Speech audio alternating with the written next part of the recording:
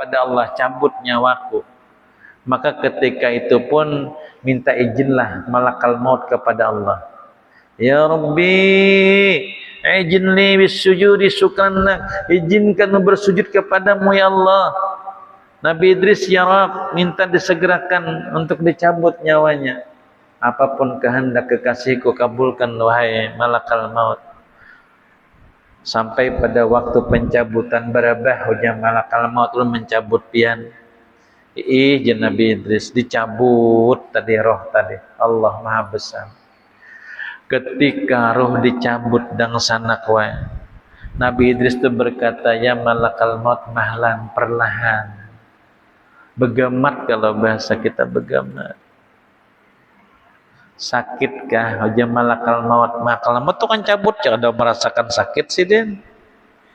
Kayak pian menyembelih ayam sakit lah pian. Kan ada sakit ayamnya nang lucut. Makanya ayam itu bundai. Ayam tuh nah, on kadang-kadang lah tetagur lawan bagiannya, julan bila belum mati jangan dibuat ke banyu panas tuh, karena inya mati bukan karena disembelih, tapi mati karena inya terpanggang di banyu panas. Mati akan bujur-bujur hanya dibuat kayak apa, mengetahui bagiannya madhipin bagian pahayaman juga. Bila hendak mengetahui hayam itu mati waktu dibuat sudah ke dalam banyu panas, lihat kalimotnya tuh, kalimotnya apanya buritnya tuh, apa ngarannya? Apa ngarannya burit ayam tuh apa? Burit ayam dah. Itu bila warnanya putih itu matinya sebelum dibuat. Tapi bila habang itu nyemat waktu dihidup dibuat sudah, belum mati dibuat sudahnya. Tapi bila biru itu mati sebelum disembelih. Artinya barang mati disembelih bagiannya, batu dicampur lawan yang bagus, biru karena warnanya. Warna burit ayam tadi. Lawan yang paling bagus bila hendak mencabut bulu ayam tuh keluarkan dulu parutnya. Parut kotorannya tuh nah dibelah, hanya keluarkan, hanya direndam tuh paling bagus. Karena bila kita rendam lawan kotorannya, karena banyu mendidih itu membuat yang di dalam ini menggurak mendidih, jadi menyebar kotorannya ke pori-pori ayam. Itu kan yang menjadi salah satu daging ayam yang sudah terkena kotoran-kotoran ayam tuh, yang jadi penyakit lawan kita. Hanya kita bahari atau orang tua kita sambil cabut dibuka dulu, ditarik, nah ucusnya dikeluarkan. Jadi yang direndam itu awak ayamnya aja lagi. Ada ini masih saikungan lagi hen. Afdalnya tuh nang kayak itu, bagusnya tuh. Kan punya panas mendidih tuh, kotoran ompat juga mendidihnya. Masuklah ke puri-puri ayam tadi, kan menyebar di banyu nang mendidih tadi, lalu menjadi penyakit dari sini.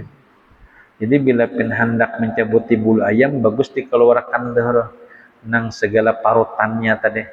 Nah hanya kita rendam hendak mencabuti bulu-bulunya. Bagusnya nang kayak itu sih.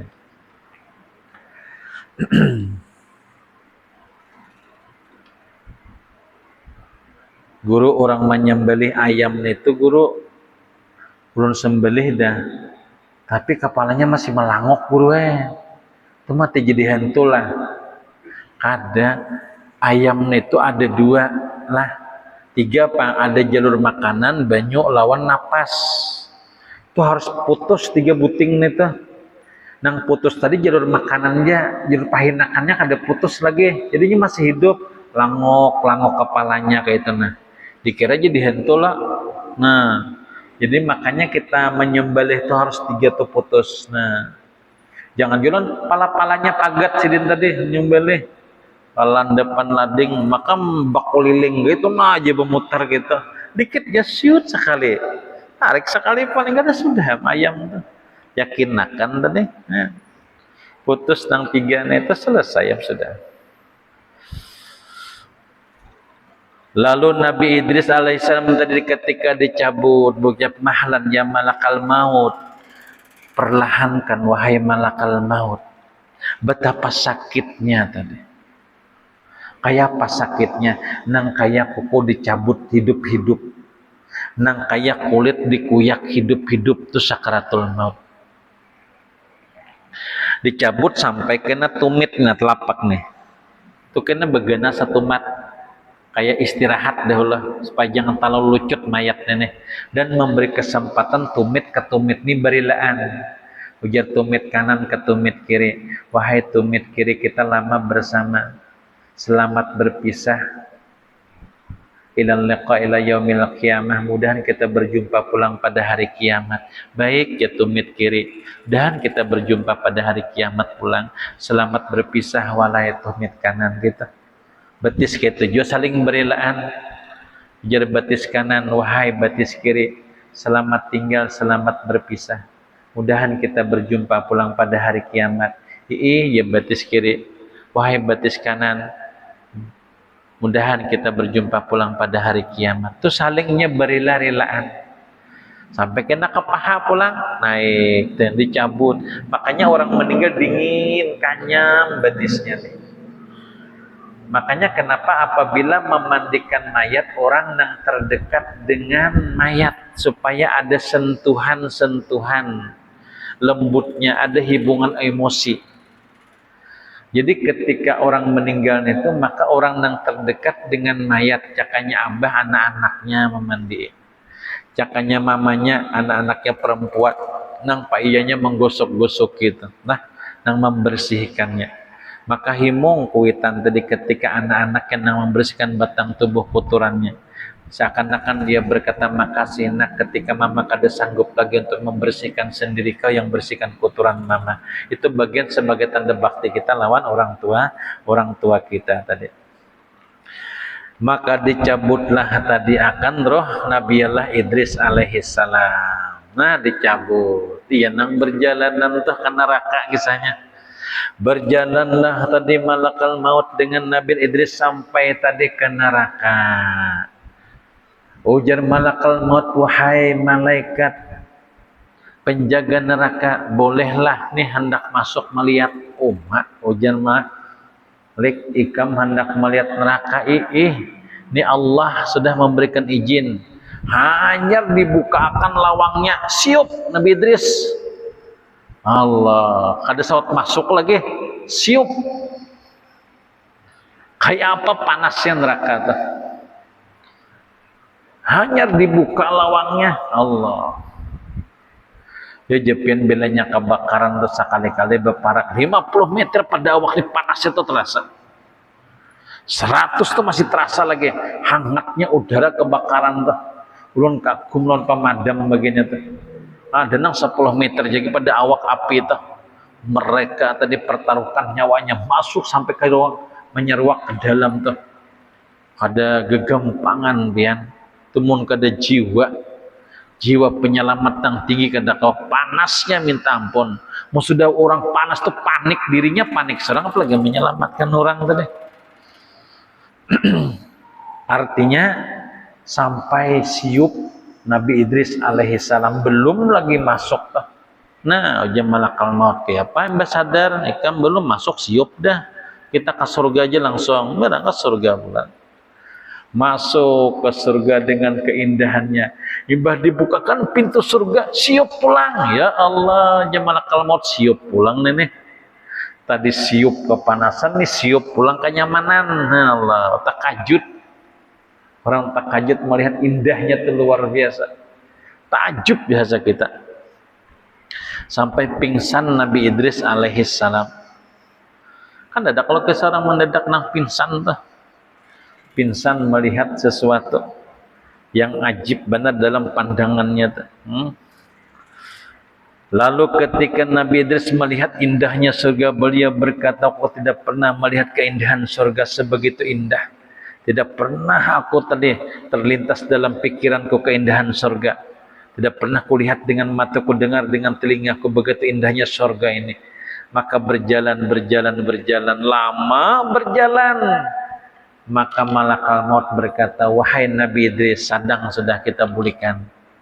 Ujar malakal maut, hadangi dulu jar Nabi Idris, nyaman lagi, nyatai nyaman surga aja. Kita kan berjalanan ya, kalau janji lah, sudah ya, ngaran berjalan bulik kayak dah pulang. Digasak oleh malakal maut. Yan nang kisahnya tah, ujar sidin hadengi satu mat berapa kali satu mat sudah ya kita bulikan sudah. Berjalan sampai ke pintu surga tadi. Pintar Nabi Idris ditinggal sidin sandal sidin.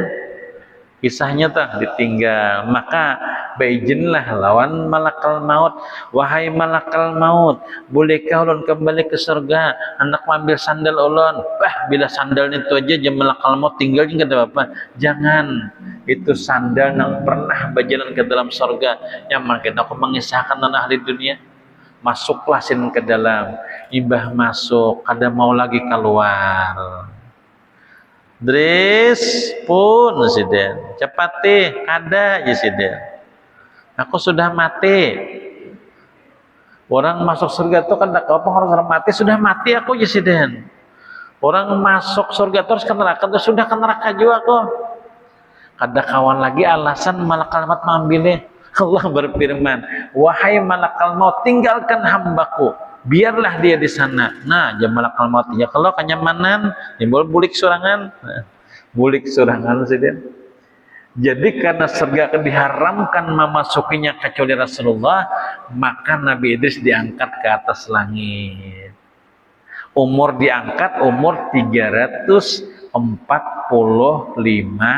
tahun. Diandak ke langit keempat. Iyakah keempat ya? Pindah pulang ke Siden.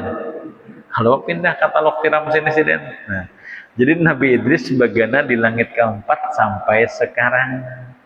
Kenapa Siden tadi? Ini kisah bahwasanya surga itu nyata, neraka itu nyata. Bila hendak bata tanaman surga, bacalah tasbih Nabi Idris. Subhanallah wa bihamdi, subhanallahil azim, subhanallah wa bihamdi, subhanallahil azim. Baca aja tadi itu tasbih, satu pohon dalam surga, satu pohon dalam surga. Karena banyak pepohonan di dalam surganya Allah karena tasbih pian.